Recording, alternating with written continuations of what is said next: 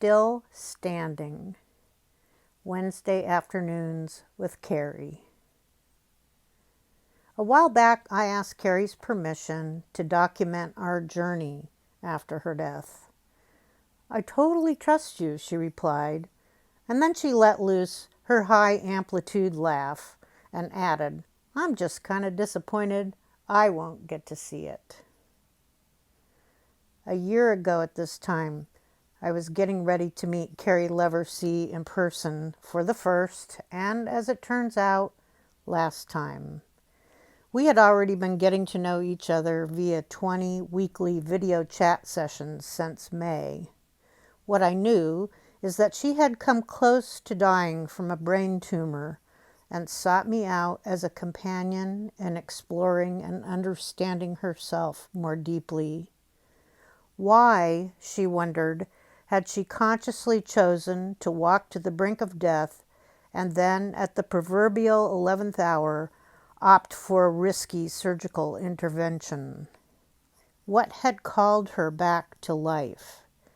And now that the surgery had severely impaired her physical functioning and left her with partial facial paralysis, major balance challenges, and a nervous system running constantly in emergency mode, what might she do to accommodate and make peace with, or understand and transform her plight?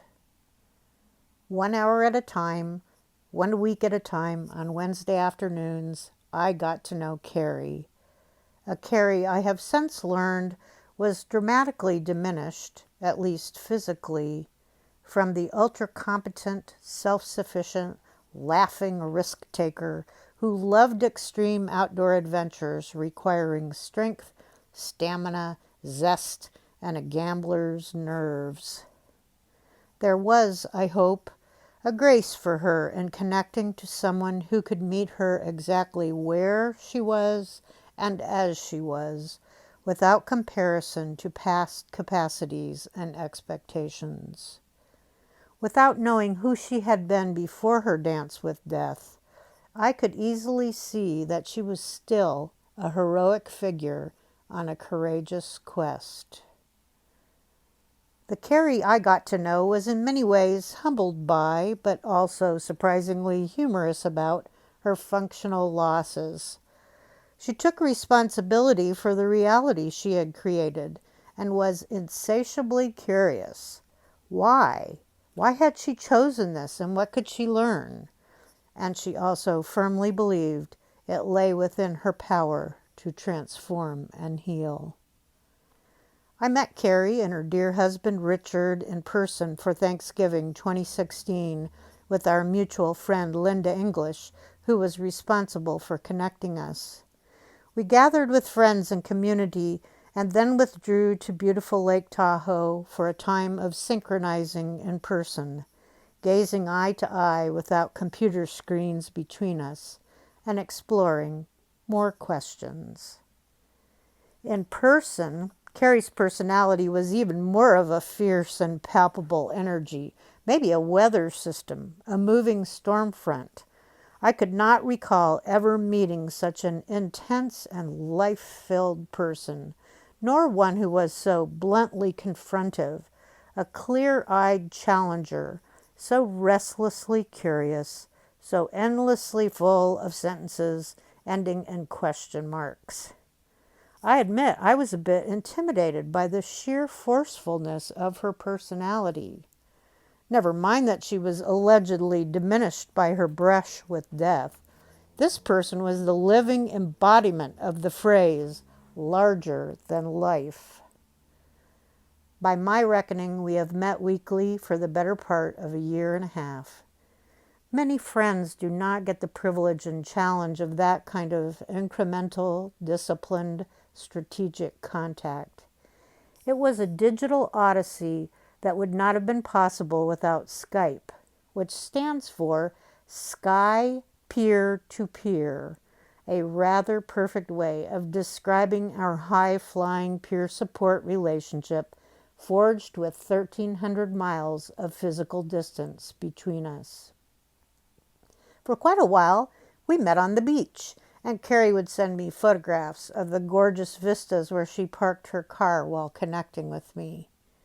Eventually, as her health and energy resources declined, we spoke to one another from our respective homes in California and Kansas, seemingly worlds away, and yet what emotional intimacy and spiritual knowing we established.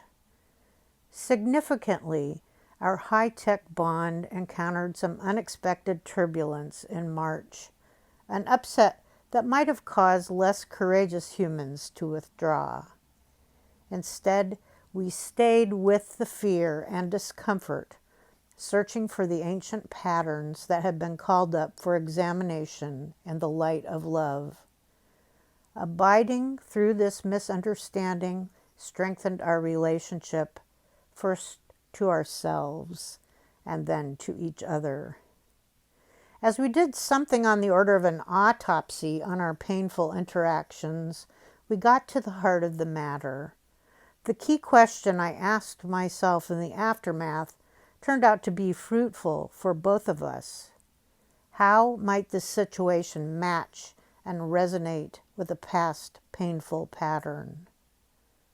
We both hung in there and confronted the answers that arose. Ultimately, the healing came in the form of empathy, first for ourselves and then for each other, which extended to other family members who had taught us the primal patterns that can still get activated in times of stress.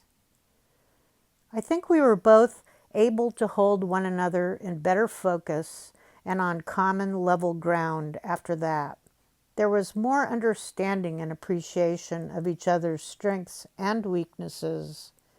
There was recognition of our shared experience of having others hold us at a distance, whether through awe or fear, when all we really wanted was to experience genuine closeness. There was, perhaps above all else, the assurance that no matter what, love would stay and carry the day.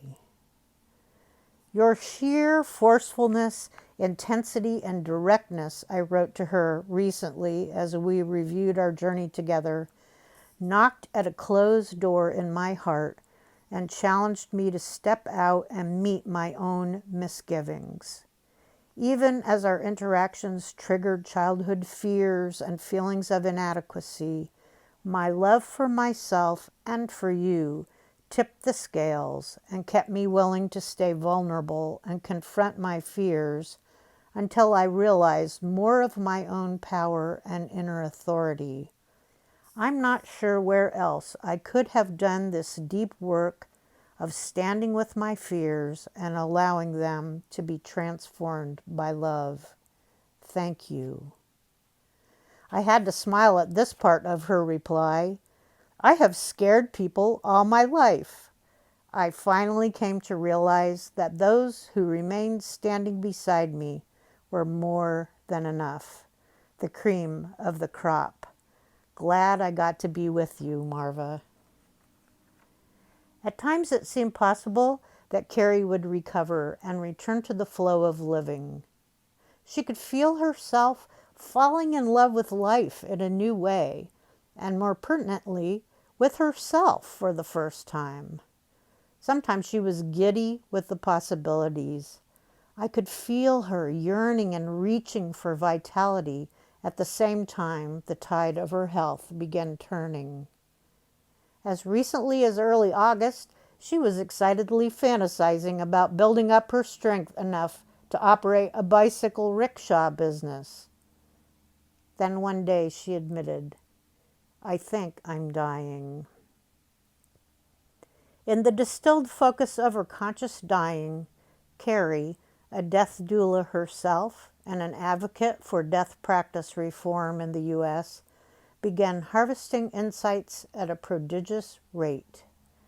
She came to understand that the trade-off for elongating her suffering was to have the privilege and the joy of completing her self-birthing before death.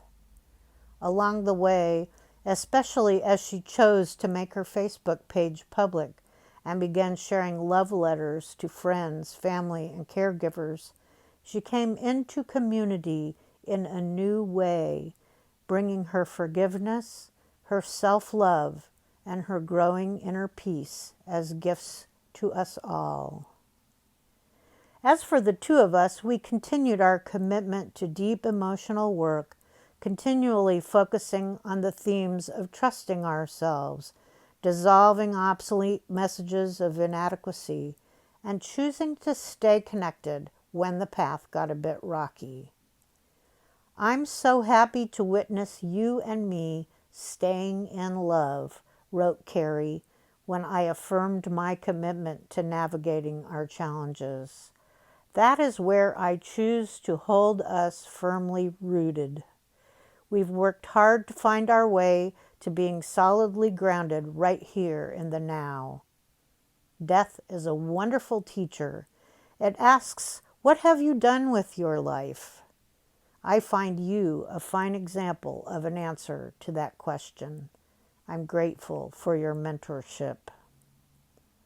For the last several months, it has seemed imminent that Cari could die at any time. Some Wednesdays she missed our appointment, and I didn't know whether she was even alive.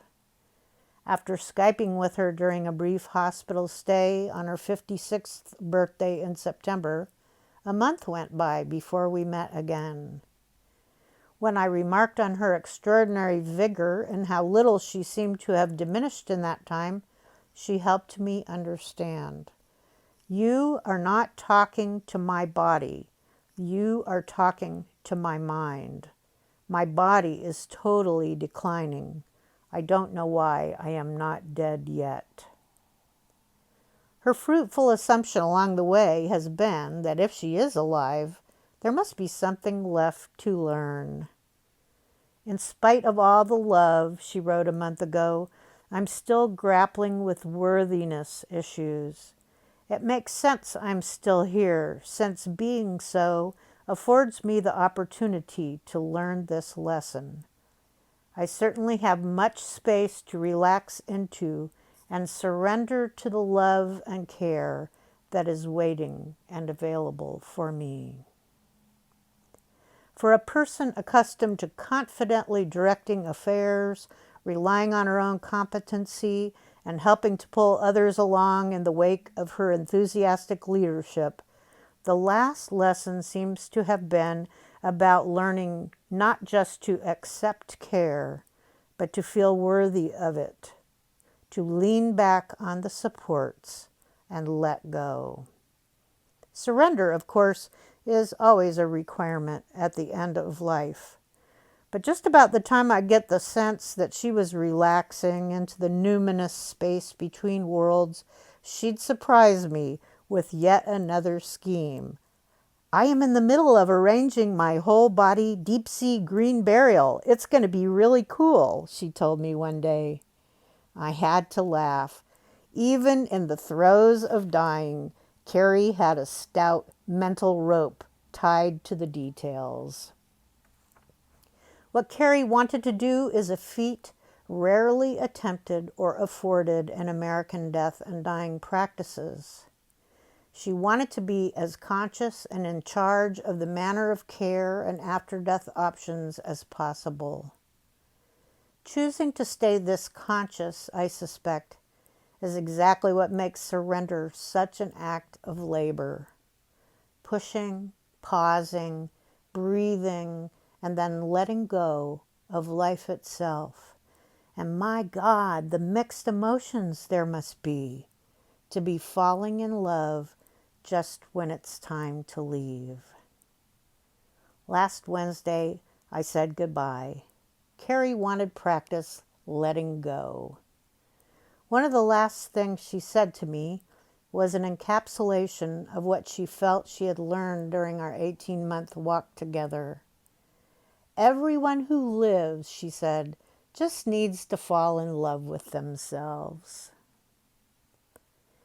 It's impossible to weigh or measure the yield of Cari's spiritual harvest, or how that feeds a host of her family members and friends who've had a glimpse into her remarkably transparent, process. But surely this sweet, ripe fruit of self-love and forgiveness is as good a reason as any for sticking around, even if that involves physical suffering. This Wednesday afternoon, I ate an ice cream cone in a cemetery, leaning comfortably up against a headstone in the autumn sunlight during our regular appointment time, knowing Cari was still, as far as I knew, alive.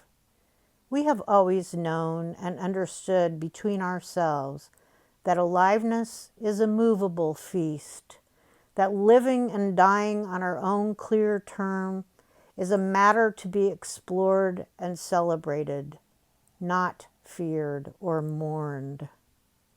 As far as I know, Cari is still alive as I write this. Maybe I'll send it to her so she can see herself through someone else's eyes. Maybe when she realizes how extraordinary, worthy, and beloved she really is, not for her doing or planning or competence, but simply because of her pure being.